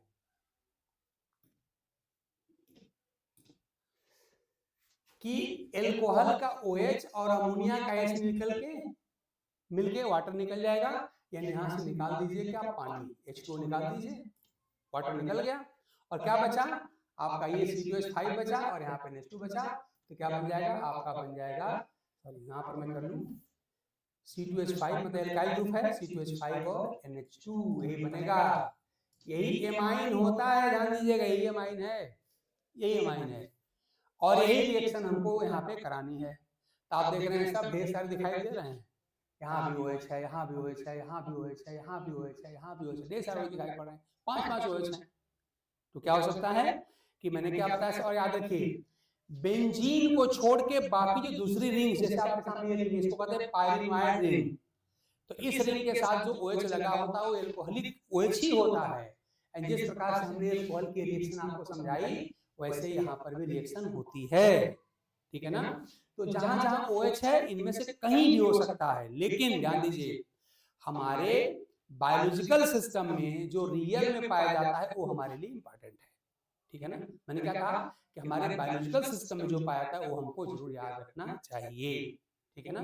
तो हमको पढ़ना है यहाँ पे ग्लूकोसामीन, आपने पढ़ा होगा ग्लूकोसामीन और N-एसिटाइल ग्लूकोसामीन। जब आप बैक्टीरियल सेल वाल पढ़ेंगे याद करिए, उसके सेक्शन में क्या पढ़ा था आपने, N-एसिटाइल ग्लूकोसामीन और म्यूरेनिक एसिड पाया जाता है। तो जो आपने वहां पे नाम पढ़ा था, यहाँ पे स्ट्रक्चर देखिए, दिखा रहा हूँ, हम कहते हैं इनको ग्लूकोसामीन चाहिए। अब क्या करना है दीजिएगा, ग्लूकोसामीन में ग्लूकोसा से ग्लूकोज वर्ड याद आना चाहिए, और एमीन से आपको एमिनो ग्रुप यानी NH2 ग्रुप याद आना चाहिए। ये मतलब क्या हुआ कि ग्लूकोज के अंदर क्या इंटर करेगा, NH2 या एमीन ग्रुप इंटर करेगा, ग्लूकोसामीन यानी ग्लूकोसामीन, यानी ग्लूकोज से क्या करेंगे हम उसमें एमिनो ग्रुप डाल के बना लेंगे एमीन। ग्लूकोज की स्ट्रक्चर आपके सामने यही है, जहां जहां OH है वहां पे कहीं पे इंटर कर सकती है, लेकिन हमारे बायोलॉजिकल सिस्टम में जो ग्लूकोसामीन होती है वहां पे सेकंड पोजीशन में, ध्यान दीजिए यही रिएक्शन कहां पर होगी, सेकंड कार्बन के साथ होगी। हालांकि आप देख रहे हैं फर्स्ट कार्बन पर भी OH है, सेकंड पर भी है, थर्ड पर भी OH है, फोर्थ पर भी OH है, सिक्स्थ पर भी OH है, लेकिन हम कहाँ कराएंगे, हम कराएंगे थर्ड पे, सॉरी सेकंड पे, इसको थोड़ा सा याद कर लीजिए। यही रिएक्शन हम सेकंड पोजीशन पे कराएंगे, है ना। हम क्या करें, देखिए ये हमारा ग्लूकोज है, अब क्या करें इसको हम कराए देते हैं अमोनिया से, ठीक। यही रिएक्शन में इसमें लिखने जा रहा हूँ, यानी यहाँ पे जो ग्लूकोज का जो OH है सेकंड पोजीशन की बात मैं करूँ तो ये OH देगा, एल्कोहल का टेस्ट देगा, और अमोनिया में रिएक्शन करा दूंगा तो बिल्कुल यही रिएक्शन होगी कि यहाँ से OH निकल जाएगा, OH और अमोनिया वाला H मिलके वाटर बन जाएगा और हमको स्ट्रक्चर मिल जाएगा ग्लूकोसामीन की, ठीक है ना। रटने कहानी खत्म, करा दीजिए, करा रहा हूँ। हमसे आप पढ़िए, थोड़ा प्रयास करिए कि थोड़ा सा यार हम इस मामले में स्पेशल हैं, हमको कई स्पेशल टॉपिक जितने आपके टेक्निकल टॉपिक्स हैं जहां पर मैथमेटिकल अप्रोच है और केमिस्ट्री का अप्रोच है वो हमको बहुत अच्छा आता है, ध्यान दीजिए आप लोग, क्योंकि मैं MSc बॉटनी के साथ मैं MSc केमिस्ट्री भी हूँ और ढंग से पढ़ के मैंने MSc किया है, बरसों से मैं पढ़ा रहा हूँ और साथ में मैं थोड़ा सा इंक्विजिटिव मेंटेलिटी का आदमी हूँ, मैं थोड़ा प्रयास करता हूँ लॉजिक ढूंढा जाए, और चूंकि बाय बर्थ मैं टीचर हूँ समझ लीजिए आप लोग, तो मैं ये प्रयास करता हूँ कि जो मैंने सीख लिया वो अगले को कैसे सिखा दूं।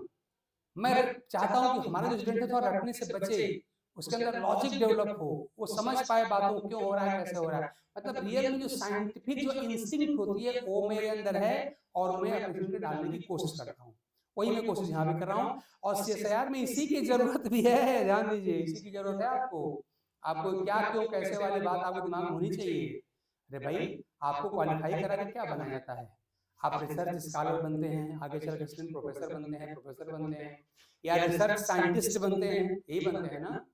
तो आप जिस क्लास को पढ़ाने के लिए जाएंगे वो क्लास कौन सी होगी, कम से कम BSc की क्लास होगी भाई, ध्यान दीजिए।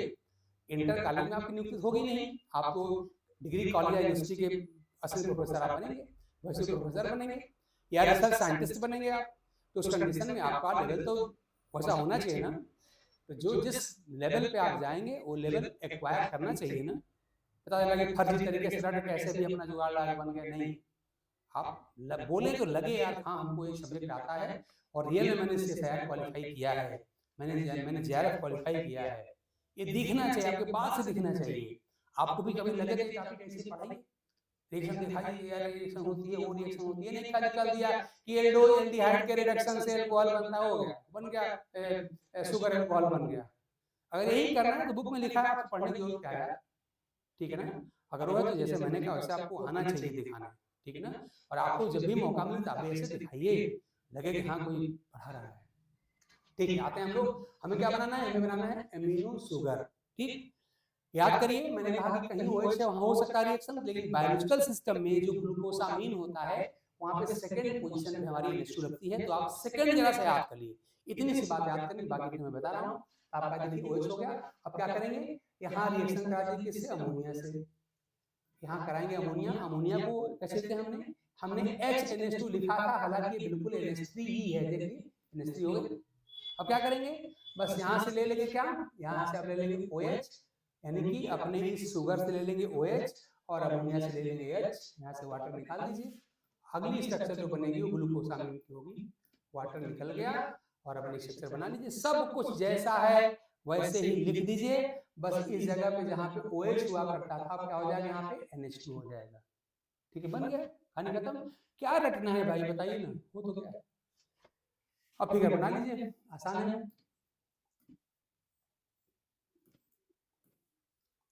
सब कुछ वैसे ही लिख दीजिएगा, कोई अंतर नहीं, जैसा कहा है वैसे रिपीट कर दीजिएगा। खाली सेकंड पोजीशन में जो यहाँ पे OH हुआ करता था, ये OH के साथ मिलकर वाटर बना चुका है, यहाँ क्या है NH2 आ जाएगा। तो बाकी सब जैसा वैसे भर दीजिए, कोई अंतर नहीं, बस यहाँ पे सेकंड पे NH2 कर दीजिएगा।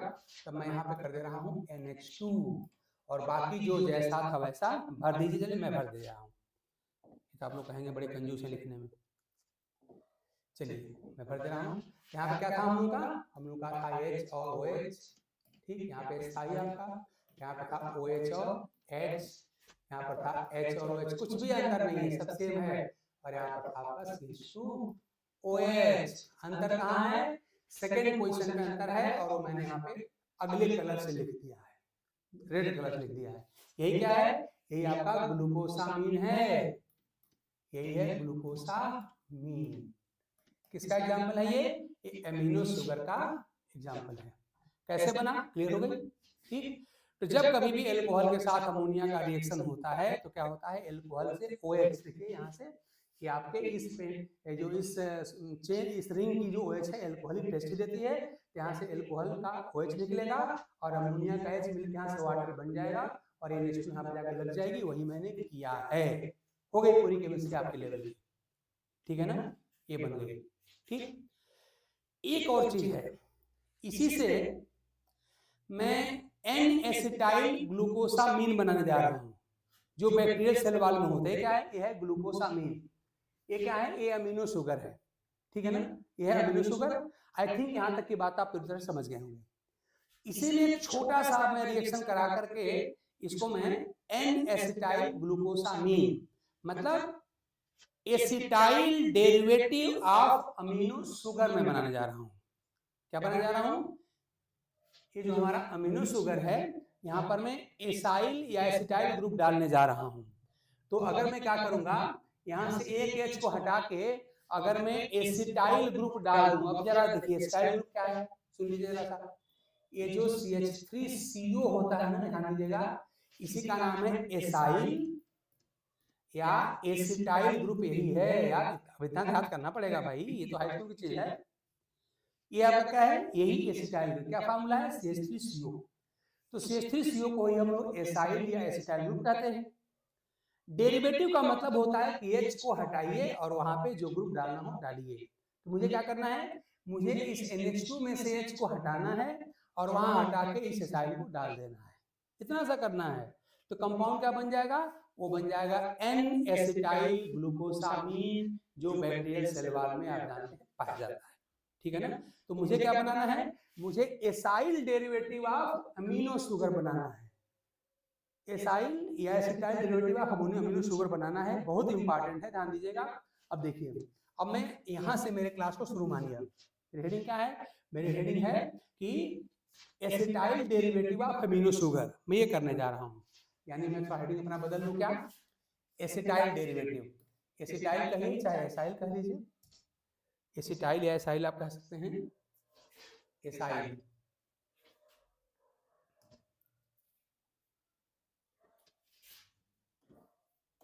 चाहे एसाइल कहिए चाहे एसिटाइल कहिए, एसाइल डेरिवेटिव, मैंने हेडिंग बदल दिया अपना, acyl derivative of amino sugar. अब मैं इसकी बात करने जा रहा हूं, और अब क्या हुआ, ये हमारे पास अमीनो शुगर है, ग्लूकोसामिन क्या है, एक अमीनो शुगर है, ये है अमीनो शुगर, और मेरी क्लास अब यहाँ शुरू होने जा रही है, इधर का मैं हटा दे रहा हूँ, ये आप ऑलरेडी समझ चुके हैं, ठीक है ना, क्या आप समझ चुके हैं, ये मेरा टॉपिक बदल गया। अब मैं क्या पढ़ रहा हूँ, acyl derivative of amino sugar, ये हमारा टाइटल हो गया।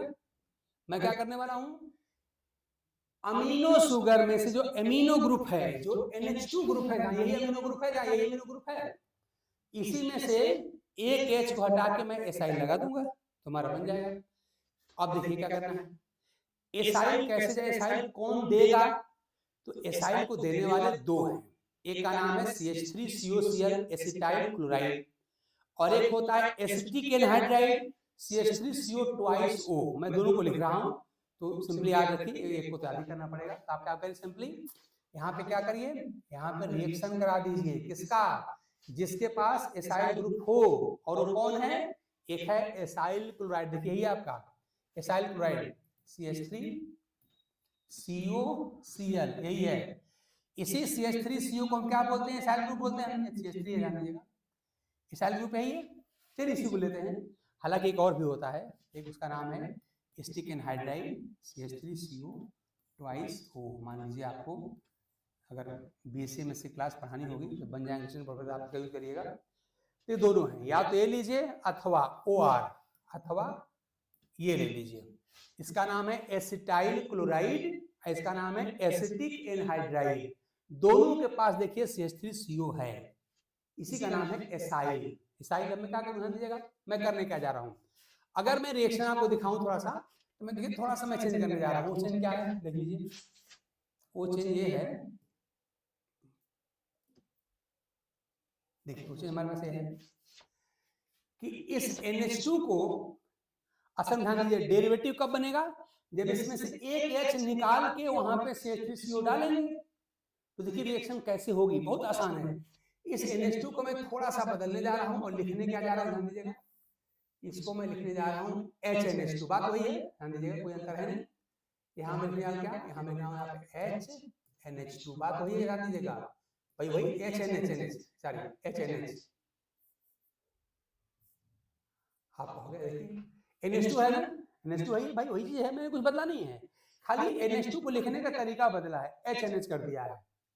अब देखिए रिएक्शन क्या होने वाली है, जब अपने इस ग्लूकोसामिन यानी अमीनो शुगर का रिएक्शन कराएंगे एसिटाइल क्लोराइड से, तो क्या होगा, ध्यान दीजिए, यहाँ का Cl और यहाँ का H मिलके निकल गया HCl, हो गया, देखिए कितना आसान है, यहाँ का H ले लिया और यहाँ का Cl निकल गया, और इस H के बदले हम इसी CH3CO को लाके लिख देंगे, बन गया हमारा acyl derivative of amino sugar. Chemistry हो गई भाई, केमिस्ट्री हो गई, मतलब किसी भी लेवल पर आप उसको पढ़ा रहे हैं, BSc में पढ़ा रहे हैं, MSc में पढ़ा रहे हैं, CSIR लेवल पढ़ा रहे हैं, चाहे जहां मन करो वहां पढ़ाओ, वहां जहां मन करो वहां बात करो, यही होती है केमिस्ट्री है इसकी। अरे कितनी आसान है।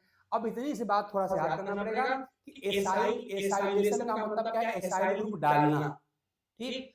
अब एसाइल ग्रुप होता क्या है, तो CH3CO को हम एसाइल ग्रुप कहते हैं, कौन देगा, तो CH3COCl दे सकता है, या CH3CO2O दे सकता है, इतना तब इतना याद करना पड़ेगा। क्या करेंगे, बस इनका Cl इनका H निकल गया, हम क्या करेंगे, अब यहाँ पे इस NH के साथ इसी CH3CO को हम जोड़ देंगे, तो हमारा फार्मूला बन जाएगा। देख रहे हैं कितना मजेदार है कि हमको कुछ रटना भी नहीं है, कोई नोट लेके पढ़ाई जाने की जरूरत भी नहीं है, मैं जितना भी मुझे टॉपिक पढ़ाना मैं सब पढ़ा डालूंगा, मैं किसी भी दिन हेल्पिंग मटेरियल यूज नहीं करूंगा, और वो सब इसीलिए क्योंकि मैंने ये सब सीखा है, ठीक है ना। जो चीज हमको नहीं भी आती उसको हम निकाल लेते हैं अपने आप, फार्मूला क्या होगा, स्ट्रक्चर क्या होगा, ठीक है ना, चलिए बना लेते हैं, बनाइए क्या बनेगा, सारी बात वैसे लिखिए जैसे ऊपर लिखा था। सब वही रहेगा, कोई अंतर होगा नहीं, ठीक है ना। क्या करना है, इसी NH के साथ ला करके CH3CO को जोड़ देना, कुछ नहीं करना है, यही लगा दो CH3CO, हो गया, स्ट्रक्चर बन गया आपका, ठीक बन जाएगा। चलिए बनाते हैं। यहाँ पे आपके पास क्या था, देखिए हम सेकंड वाले कार्बन को ले रहे हैं, बाकी सब वही रहेगा, तो आपका हो गया H। यहाँ क्या बचा आपका, NH बचा, देखिए यहाँ पे NH बचा है, तो मैंने यहाँ लिख दिया NH, और इसी NH साथ ला करके हम CH3CO को जोड़ देंगे। तो मैं कलर बदल ले रहा हूँ, ध्यान दीजिएगा, मैं कलर मैंने बदल लिया अपना, देखिए। तो यहीं पर मैं क्या जोड़ दूं, यहीं जोड़ दिया मैंने COCH3, बन गया हमारा कंपाउंड, बन गया। बाकी जो था जैसे उसको लिख डालिए, फिर कोई दिक्कत है नहीं, लिख दीजिए। यहाँ पे क्या था, यहाँ था आपका HOH, खाली सेकंड पे, ये फर्स्ट कार्बन था, सेकंड पे सारा काम हुआ है। थर्ड पे क्या था आपका OHH, लिख दिया आपने, उसी को देख के चाहे लिख लीजिए। फोर्थ क्या था HOH, हमने लिख दिया HOH। ये आपका फिफ्थ कार्बन है, यहाँ पर आपका 6 होता है, तो 6 पे आपका होता है CH2OH, हो गया। नंबरिंग चाहे कर लीजिए, first carbon, second carbon, third carbon, fourth carbon, ये फिफ्थ कार्बन है, यहाँ पे CHO होता है, और ये आपका हो गया 6th कार्बन, ठीक है। तो इस तरह से ग्लूकोज से ग्लूकोसामीन, और ग्लूकोसामीन से अब ये हो गया आपका N-एसिटाइल ग्लूकोसामीन। क्या देखिए, यहाँ आपको N दिखाई पड़ रहा है, N, यही आपका एसिटाइल ग्रुप है, N-एसिटाइल ग्लूकोसामीन यही है। यानी अब जो कंपाउंड बना हमारा क्या है, ये है एसाइल, एसाइल को ही एसिटाइल भी कहते हैं, आपका एसाइल या एसिटाइल डेरिवेटिव ऑफ हमारा बन गया ग्लूकोज, ठीक है। हाँ बिल्कुल स्वाति, यही बात है, ठीक है ना। क्या नहीं समझा जरा बताइए, तो क्या नहीं समझा, देखिए हमारे पास क्या है, ग्लूकोसामीन था, ग्लूकोसामीन हमने क्या बनाना है, हमको बनाना है ये N, हमको बनाना है N-एसिटाइल ग्लूकोसामीन, N-एसिटाइल ग्लूकोसामीन, यही हमको बनाना है, ये बनाना है। तो क्या करना पड़ेगा, मैंने यही आपसे कहा है कि आपका मान लीजिए ग्लूकोसामीन है, इसी से बनाना है N-एसिटाइल ग्लूकोसामीन। तो करना क्या है कि जो ग्लूकोसामीन में नाइट्रोजन के साथ हाइड्रोजन दो लगे हुए हैं, इसी में से एक H को हटा के CH3CO मतलब एसिटाइल ग्रुप लिख देना है। ध्यान दीजिए, इसी H को हटाना है और एसिटाइल हमको लगाना है। तो लगेगा कैसे, तो उसी प्रक्रिया का नाम है एसाइलेशन या एसिटाइलेशन। क्या करेंगे इसके लिए, इसके लिए जिसके पास CH3CO ग्रुप होगा, ये दो कंपाउंड आपके पास है, एक ये है आपका पास कंपाउंड, ये एक कंपाउंड आपका ये हो गया, इनमें से कोई एक ले लिए, मान लीजिए हमने ये लिया, तो इसका रिएक्शन करा दीजिए। तो क्या होने वाला है कि जो यहाँ पे NH2 था ग्लूकोसामीन में, उसका एक H और इस एसिटाइल क्लोराइड का Cl मिलके एक Cl निकाल लिए। चलिए आप यहाँ मैंने लिख दिया -HCl, निकल गया, और इसी H की जगह पे आप यहाँ पे CH3CO जोड़ दीजिए। वही मैंने किया है, N के साथ जो पहले H लगा था, हमने क्या लगा दिया, CH3CO लगा दिया। इतनी सी बात है। अब जरा हमको जल्दी से बताइए क्या समझ में आपके नहीं आया, जल्दी बोलिए। इतनी सी बात करनी थी, बस H की जगह पे क्या करना था, CH3CO लिख देना था, इसको कहते हैं डेरिवेशन। तो हमारा मिल गया एसाइल डेरिवेशन, वही हमने किया भी है। इस N के साथ क्या लगा था, देखिए आप यहाँ पे एक H लगा था, उसी H को हमने निकाल लिया है, और उसी H की जगह पे हमने N के साथ क्या लगा दिया है, CH3CO लगा दिया है। क्लियर है ना, ठीक है स्वाति, अब कोई डाउट नहीं है। देखो भाई, पढ़ते समय जो भी डाउट आपके पास हो, अगर कोई क्वेश्चन भी हो आप उसको पूछ सकते हैं।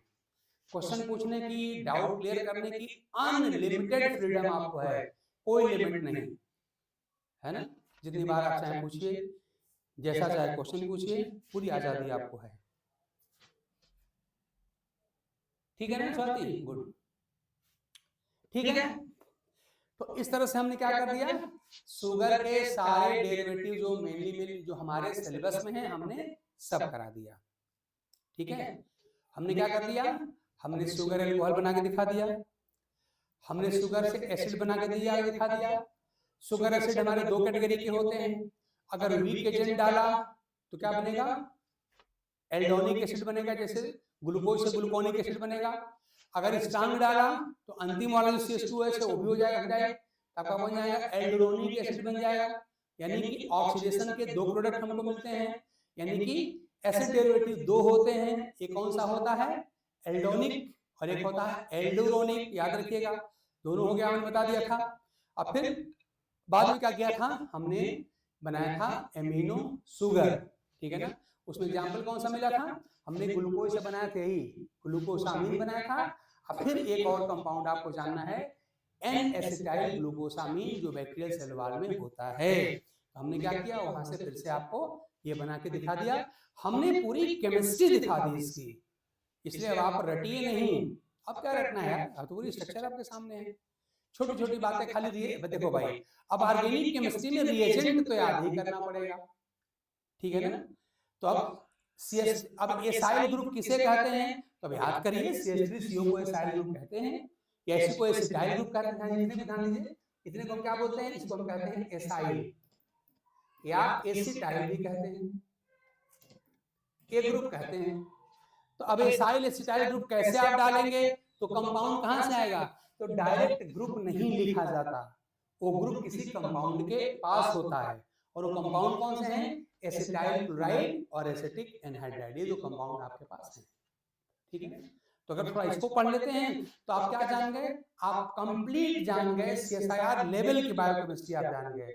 और खाली अगर रटते हैं कि ये ग्लूकोज की स्ट्रक्चर है, तो यहाँ पर ये ग्लूकोसामीन की स्ट्रक्चर ये होती है, क्या किया गया पता नहीं, अब फिर ये ग्लूकोसामीन की होती है और एसिटाइल ग्लूकोसामीन की होती है। अगर यही रखना है तो फिर किसी एक्सपर्ट के पास जाने की कोई जरूरत नहीं, आपके पास किताब है और उसमें से अपने मन से इतना तो समझ ही जाएंगे, ठीक है ना। अगर समझना है, अगर आपको वास्तव में रियल में रिसर्च साइंटिस्ट बनना है, अगर रियल में आपको असिस्टेंट प्रोफेसर ज्वाइन करके आगे प्रोफेसर बनना है सब्जेक्ट का, तो आपसे उम्मीद की जाती है कि अगर आप बायोकेमिस्ट्री पढ़ाते हैं तो आपको इस लेवल की आपको आनी चाहिए, ये ऑनेस्टी है। बाकी आप जानते हैं आपके भी कॉलेजेस में यूनिवर्सिटी में प्रोफेसर, असिस्टेंट प्रोफेसर छोड़ दो, प्रोफेसर ने भी पढ़ाया होगा। अब आप वो दिन सब याद करिए कि जब आपके प्रोफेसर पढ़ा रहे थे तो कैसे पढ़ा रहे थे। हो सकता है भाई ये सब पढ़ाए हों, हो सकता है इससे भी अच्छा पढ़ाए हों, लेकिन हो सकना में और भी कुछ हो सकता है। तब आप याद कर लीजिए अपने कॉलेज और यूनिवर्सिटी डेज को, या अगर आप प्रेजेंट टाइम हो तो वही देखिए क्या ऐसे ही वो भी पढ़ा रहे हैं या इतना पढ़ाया है। पढ़ाया है तो बहुत अच्छा, बहुत लोग अभी बहुत अच्छे लोग हैं अभी कॉलेज में यूनिवर्सिटी में, अभी भी बहुत ढेर सारे अच्छे लोग हैं, बहुत अच्छे लोग हैं, बहुत बढ़िया पढ़ाते हैं, लेवल का भी पढ़ाते हैं। लेकिन ऐसे लोग आपको फॉर्चुनेटली मिल गए हो, तो अगर मिल गए हैं तो आप लोग बहुत लकी हैं, ठीक है ना। तो मैंने आज का टॉपिक यहीं पे पूरा किया। अगले दिन थोड़ा सा इसी में एक होता है बायो एनर्जेटिक्स, तो अगले दिन हमको वही टॉपिक लेना है बायो एनर्जेटिक्स। तो अगर आप लोग कहें तो थोड़ा सा एक दो टर्म की हम बात आपसे कर लें।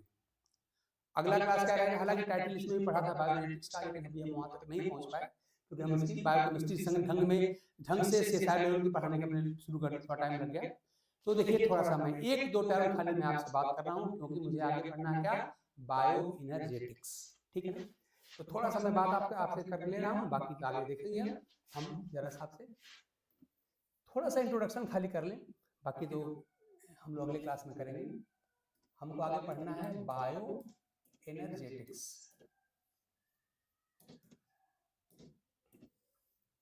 और इसमें से एक बहुत इंपॉर्टेंट टर्म है जिस पर आप जानते हैं न्यूमेरिकल क्वेश्चंस भी आते हैं, है ना, फ्री एनर्जी कॉन्सेप्ट, ठीक है ना।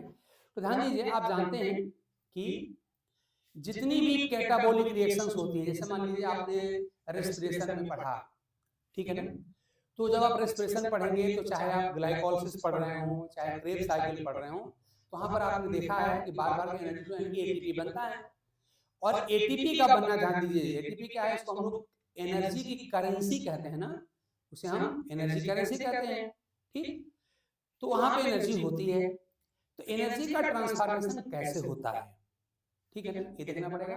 और आप सब लोग जानते हैं कि ADP से ATP का बनना कहलाता है फास्फोराइलेशन, फास्फोराइलेशन। तो उस फास्फोराइलेशन की पूरी केमिस्ट्री हम लोग को पढ़नी है, पढ़ेंगे आगे चल करके, ठीक। और उस फास्फोराइलेशन में मेनली होता क्या है, ध्यान दीजिए, आप सब लोग जानते हैं कि एडीपी होती है, एडीपी मैं लिख ले रहा हूँ एडीपी, और इसका पूरा स्ट्रक्चर आगे हम देखेंगे। यहाँ पे क्या होता है, असल में यहाँ पे एडेनिन बेस होता है, ये का मतलब है एडेनिन, और डाइफॉस्फेट मतलब इसका 2 फास्फेट लगाए जाते हैं। तो किसी जैसे आपने आज हमने क्या किया, हमने ऑक्सीडेशन की केमिस्ट्री बता दी, रिडक्शन की केमिस्ट्री बता दी, ठीक है ना। हमने आज एमाइनेशन एमिनेशन की केमिस्ट्री बता दी ग्लूकोसामिन पढ़ाते समय, और एसिटाइलेशन की भी केमिस्ट्री बता दी एन एसिटाइल ग्लूकोसामिन पढ़ते समय। इसी तरह से हम फास्फोरिलेशन की केमिस्ट्री भी आपको अगले वाले क्लास में बता देंगे कि कैसे फास्फोरिलेशन किया जाता है, यानी फास्फेट ग्रुप कैसे डाला जाता है, इसको केमिस्ट्री पढ़ना पड़ेगा। एंड जैसे आपने एसिटाइलेशन पढ़ा, उसी तरह से आपने एमिनेशन पढ़ा, उस तरह से आपको फास्फोरिलेशन की केमिस्ट्री भी पढ़नी है, मतलब फास्फेट ग्रुप कैसे डालते हैं। यहाँ पे क्या है, असल में क्या था, यहाँ पे असल में एडेनिन बेस था, याद करिए डीएनए आपने पढ़ा है, वही डीएनए वाला base adenine A, adenine base है, और उस एडेनिन बेस में क्या किया है कि 2 जगह हाइड्रोजन को हटा हटा के और फास्फेट डाल दिया गया है, ये कहलाता है एडिनोसिन डाइफॉस्फेट, ठीक है ना। तो इस अभी मैंने जो आपको शब्दों में बना के कह के दिखाया वो मैं स्ट्रक्चर बना के दिखाऊंगा, पूरी केमिस्ट्री की बताऊंगा। जैसे आज हमने आपको एमिनेशन दिखाया, जैसे हमने आपको एसाइलेशन, वैसे मैं इसको भी आपको दिखाऊंगा, बिल्कुल मास्टर बना के छोड़ूंगा, परेशान मत होइए। अब देखिए यहाँ पे एडीपी है, अब क्या करना है, इसी के साथ आपको एक फास्फेट और जोड़ना होता है, इनऑर्गेनिक फास्फेट जोड़ना होता है, और इस फास्फेट को जोड़ने के लिए एनर्जी चाहिए होती है। आप जानते हैं कि एडेनिन जो होता है, इससे मान लीजिए फास्फेट ये हो गया, अगला फास्फेट हो गया, और देखिएगा अंतिम वाले फास्फेट को ऐसे टेढ़ा बांध, ऐसे इस टाइप का बांड बना के दिखाया गया होगा। ये हाई एनर्जी बांड का सिंबल है, हाई एनर्जी बांड का सिंबल है, यानी कि इस तीसरे फास्फेट जोड़ने में क्या करना पड़ेगा, एनर्जी यूज करना पड़ेगा, ठीक है ना। तो अब एनर्जी यूज करेंगे, ध्यान दीजिए, और ये जो एनर्जी यूज करेंगे उस एनर्जी का यूज करके बांड बनेगा, और तब बन जाएगा आपका एटीपी। इसी का बनना कहलाता है फास्फोरिलेशन। थोड़ा मैं बेसिक की बात कर लूं, आगे बाकी चीजें तो अगले क्लास में हो पाएंगे। फास्फोरिलेशन, ठीक है ना। अब देखिए ये एनर्जी कहां से आएगी, बायोलॉजिकल सिस्टम में ये एनर्जी कहां से आएगी। तो ये एनर्जी देखिए सोर्स तो खैर कई है, लेकिन जो सबसे कॉमन टाइप का सोर्स है वो 2 है। एक आप जानते हैं कि फोटोसिंथेसिस के समय भी एटीपी बनती है, ठीक है ना, उसे आप कहते हैं फोटोफास्फोरिलेशन कहते हैं।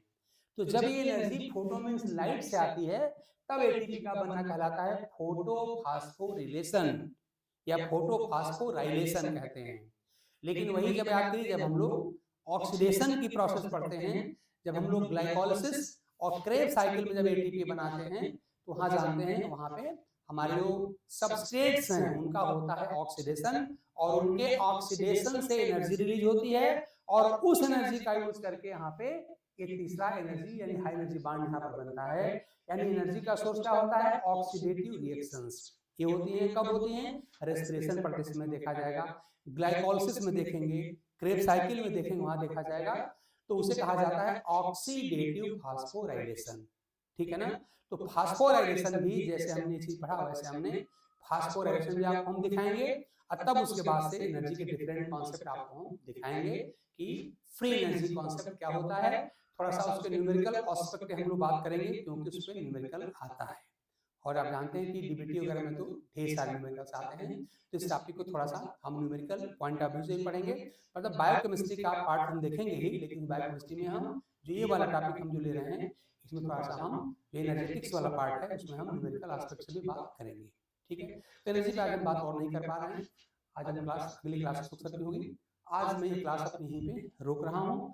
आई होप कि इस क्लास में आपको फील हुआ होगा कि रियल में हम CSIR की बायोकेमिस्ट्री पढ़ रहे हैं, ठीक है ना, और आपने क्लास को समझा होगा, एंजॉय किया होगा। अगर कोई डाउट हो बताइए, फिर दोबारा बात कर लेंगे। तो बस इसी पॉइंट पे हम क्लास को रोकते हैं। Thanks to all of you.